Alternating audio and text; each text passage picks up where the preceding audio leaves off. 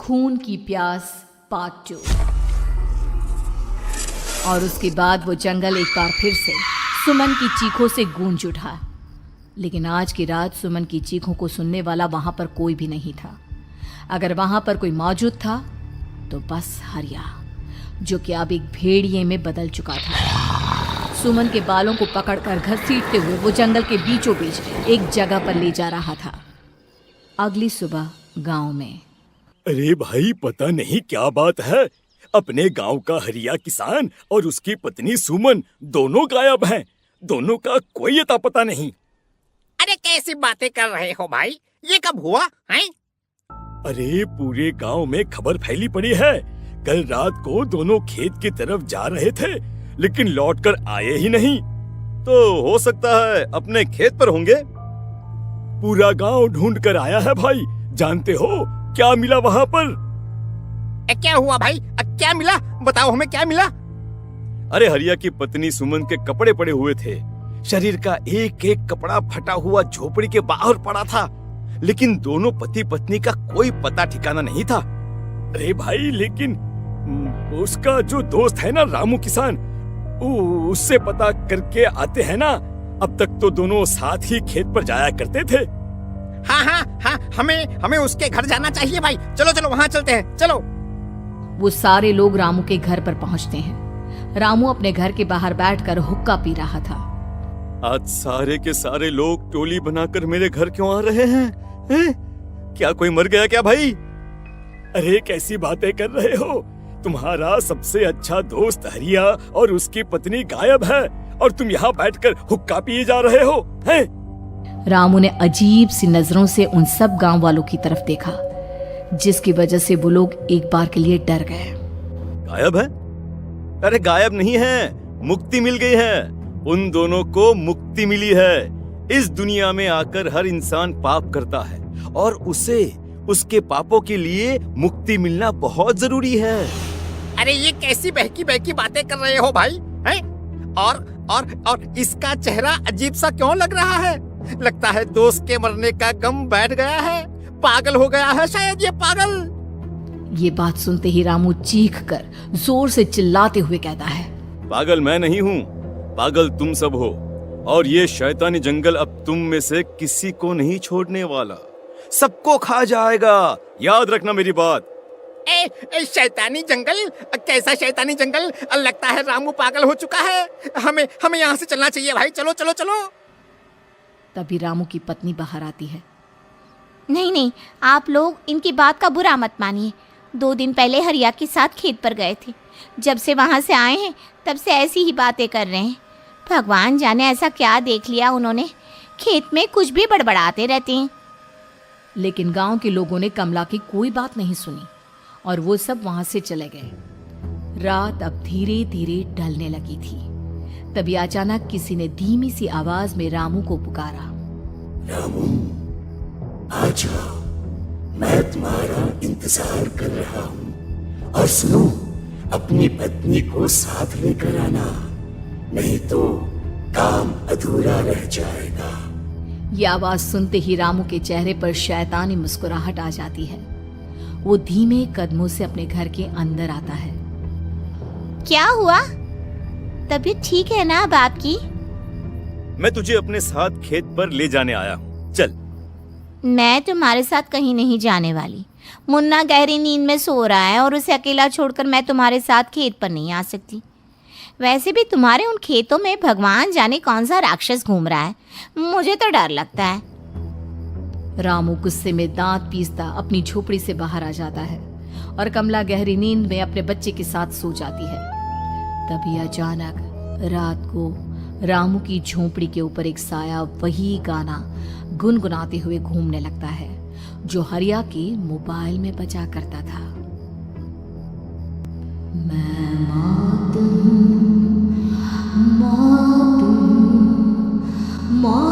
जो पसरी है चारों ओर, जो आएगी कहीं से भी निगल जाएगी सबको।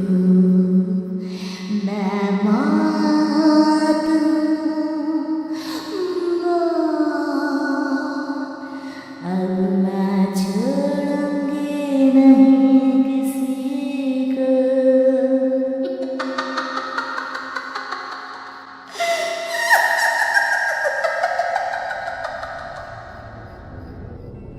ये आवाज सुनकर रामू की पत्नी कमला की आंख खुलती है और वो देखती है कि उसका मुन्ना अपनी जगह से गायब था। कमला चीखते हुए बाहर दौड़ कर आती है। वहां पर उसने देखा कि रामू ने अपने बच्चे को झोपड़ी के बाहर एक पेड़ से उल्टा लटकाया हुआ था और उसका बच्चा चीख चीख कर रो रहा था। वहीं दूसरी तरफ एक साया बच्चे के ठीक नीचे आग जलाकर उसके चारों तरफ हैवानों की तरफ नाच रहा था। छोड़ दो मेरे बच्चे को। अरे क्या कर रहे हो तुम? शर्म नहीं आती तुम्हें अपने ही बच्चे को इस तरह मौत के हवाले करते हुए? अपना बच्चा? किसने कहा ये मेरा बच्चा है?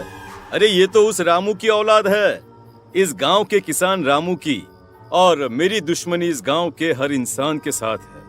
क्या कैसी बात कर रहे हो तुम? और ये औरत कौन है? ये मेरे बच्चे को खा जाएगी। तभी अचानक से उस साया ने एक बेहद खतरनाक दिखने वाली औरत का रूप ले लिया और उसकी आंखों से आग निकल रही थी। सही पहचाना तूने। मैं तेरे बच्चे को खा जाऊंगी। अगर तू अपनी इस हैवान पति रामू के साथ जंगल नहीं आई तो मैं तेरे बच्चे को खा जाऊंगी। लेकिन क्यों? आखिर क्या चाहती हो तुम मुझसे? मुझे जंगल क्यों ले जाना चाहती हो? औरत बुरी तरह से ठहाके मार मार कर जोर जोर से हंसने लगी और साथ में रामू भी। ये तो तुझे वहाँ चलने के बाद ही पता चलेगा ना। अगर तू नहीं आई तो थोड़ी देर में तेरा ये बच्चा आग में जलकर मर जाएगा। चल जल्दी। नहीं मेरे बच्चे को छोड़ दो।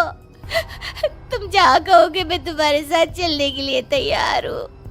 और उसके बाद उस बच्चे को झोपड़ी में लिटाकर आगे आगे वो साया चल रहा था और उसके पीछे पीछे रामू अपनी पत्नी के बाल पकड़कर उसे घसीटते हुए जंगल की तरफ ले गया।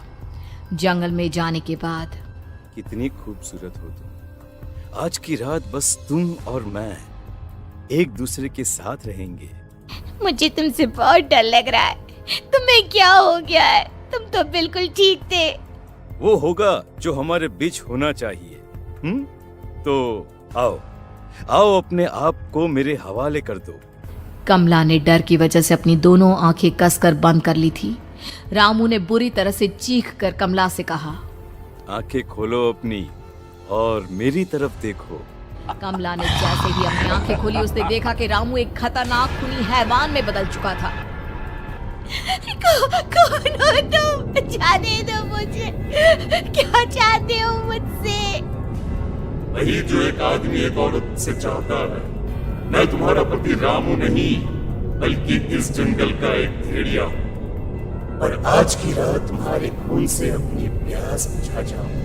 और उसके बाद वो जंगल कमला की दर्दनाक चीखों से गूंज उठा। अगली सुबह कमला के कपड़े भी जंगल में उसी तरह पाए गए जैसे कि सुमन के पाए गए थे। इस घटना के बाद पूरे गांव में दहशत का माहौल था। अपने माँ बाप की मौत और गांव में हो रहे इस तरह की घटनाओं की खबर सुनकर किशन शहर से गांव लौट आया था। अपने माँ बाप की बेदर्द मौत की वजह से वो बहुत परेशान था। तभी अचानक उसे अपने घर में खाट के नीचे पड़ा हुआ वो मोबाइल फोन मिला जो उसने अपने पापा हरिया को गिफ्ट किया था। अरे कितने प्यार से पापा के लिए मोबाइल फोन लेकर आया था। इसे एक दिन भी काम में नहीं ले पाए। और आखिर कौन है जो गांव में इस तरह की हत्याएं कर रहा है? क्या है इन सब के पीछे? क्या है? मुझे पता करना ही होगा, वरना एक दिन पूरा का पूरा गांव खाली हो जाएगा। इस गांव में एक भी जिंदा इंसान नहीं बचेगा। गांव के लोगों की मदद करने के इरादे से किशन अपने गांव से दूर एक दूसरे गांव में बहुत बड़े तांत्रिक के पास मिलने के लिए गया। तांत्रिक बाबा, अब आप ही कुछ उपाय बता सकते हैं। भगवान जाने हमारे गांव को किसकी नजर लग गई है। नजर नहीं लगी है, किसी ने तुम्हारे गांव को बद्दुआ दी है। किसी सताई हुई आत्मा का प्रकोप है और अब वो पूरे गांव में किसी को नहीं छोड़ेगी जब तक उसकी आत्मा को शांति नहीं मिल जाती। अरे लेकिन ऐसा कौन है बाबा? किसकी आत्मा है और कैसे मिलेगी उसे शांति? मौत है, मौत कहीं से भी आएगी और सबको निगल जाएगी। इससे बचने का सिर्फ एक ही उपाय है, लेकिन उस उपाय को करना आसान नहीं होगा। जो भी उस उपाय को करने की कोशिश करेगा उसकी जान जा सकती है। भले ही मेरी जान चली जाए, लेकिन मैं अपने गांव के लोगों की जान बचाने की पूरी कोशिश करूंगा बाबा। तो ठीक है फिर, अगली अमावस की रात जैसा मैं कहता हूँ वैसा ही करना। अमावस की रात तांत्रिक के बताए अनुसार किशन अपने साथ केरोसिन लेकर जंगल की तरफ चल पड़ा। उसके हाथ में देवी के मंदिर का सिंदूर भी था। किशन जंगल के बीचों बीच पहुंचा। ये देखकर उसकी आंखें फटी की फटी रह गई। वहां एक उबलते पानी का तालाब था और कई लोगों की लाश लटक रही थी। किशन की माँ बाप की लाश भी वहीं थी। माँ, बापू, क्या हो गया? ये क्या हो गया? तभी वहां पर एक औरत और आदमी आते हैं। उन्हें देखकर किशन चौंक जाता है। गोपाल काका, आपकी तो 5 साल पहले मौत हो गई थी। और निर्मला काकी, आप? मौत तो हो गई थी, लेकिन तुम ये नहीं जानते कि हमारी मौत कैसे हुई थी। क्या कहना चाहते हैं आप? कुछ नहीं, बस ये जान लो कि अब इस गांव में कोई जिंदा नहीं बचेगा। लेकिन क्यों काकी? क्योंकि 5 साल पहले इन गांव वालों ने मुझे डायन बताकर पत्थर मार मार के मार डाला। मेरी कोई गलती नहीं थी। गांव का एक बच्चा क्या लापता हुआ, सारा इल्जाम मेरी पत्नी पे डाल दिया। और जब मैंने निर्मला की जान बचाने की कोशिश की तो मुझे भी मार डाला। आपके साथ ये बहुत गलत हुआ काकी, लेकिन आप जो कर रहे हैं वो भी सही नहीं है ना? तुम यहाँ से चले जाओ वरना तुम भी नहीं बचोगे। हमारी आत्मा पिछले 5 साल से मुक्ति के लिए भटक रही है। चले जाओ यहाँ से। मौका देखकर किशन सिंदूर उन दोनों के ऊपर डाल देता है। उनका शरीर जलने लगता है और वो भयानक तरीके से चिल्लाने लगते हैं। अगले ही पल किशन उनके ऊपर केरोसिन डाल देता है और वो दोनों जल जाते हैं।